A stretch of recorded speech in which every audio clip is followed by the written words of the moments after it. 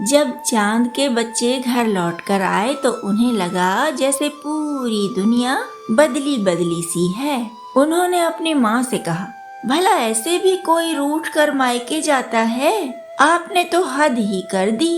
इतने दिनों तक हम अपने पापा से दूर रह गए। उनकी माँ ने कहा, अरे तुम्हारी मौसियों ने तुम्हें कितनी सारी चीजें दी हैं। खट्टी मीठी गोलियों वाली एटीएम मशीन, ढेर सारे खिलौने। यह सब कहाँ मिलते अगर मैं तुम्हें अपने मायके न ले जाती तो।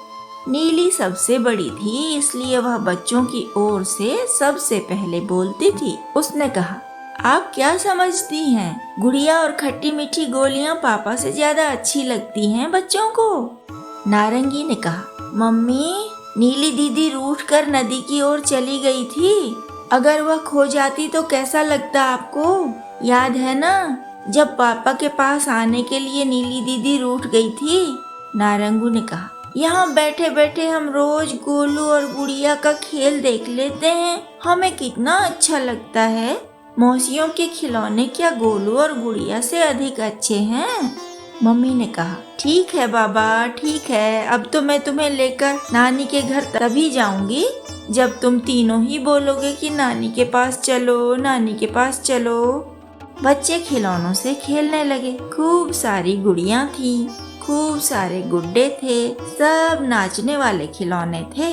चाबी भरकर हंसने वाले खिलौने भी थे। स्प्रिंग वाला घोड़ा भी था। बच्चे खेल में मगन थे। तभी उनके पापा यानी चांद वहाँ आ गए। तो बच्चों ने कहा, पापा आप हमें लेने क्यों नहीं आए वहाँ?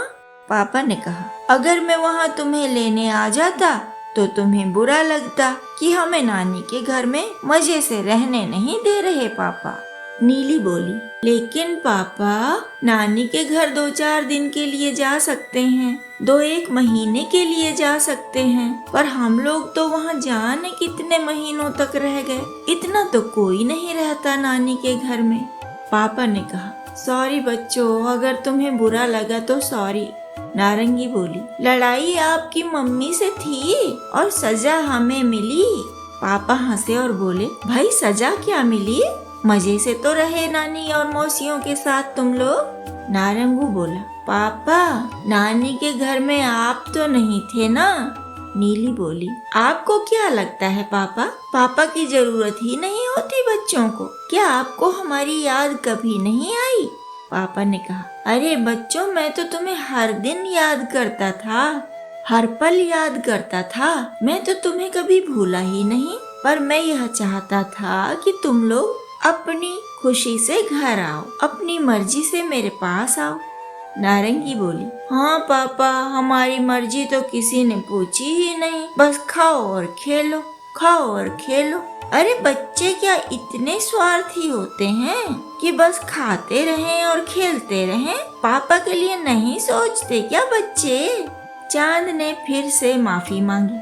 बच्चों ने कहा, पापा, अब की बार हम जहाँ भी जाएंगे ना, आपके साथ ही जाएंगे। मम्मी को न जाना हो तो न जाए हमारे साथ। तभी उनकी मम्मी आई और बोली, ना बाबा, मैं तो वहीं रहूंगी जहाँ मेरे बच्चे रहेंगे।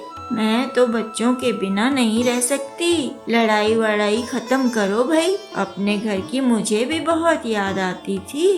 अब मैं कभी घर से इतने दिन के लिए दूर नहीं जाऊंगी, कभी भी नहीं जाऊंगी।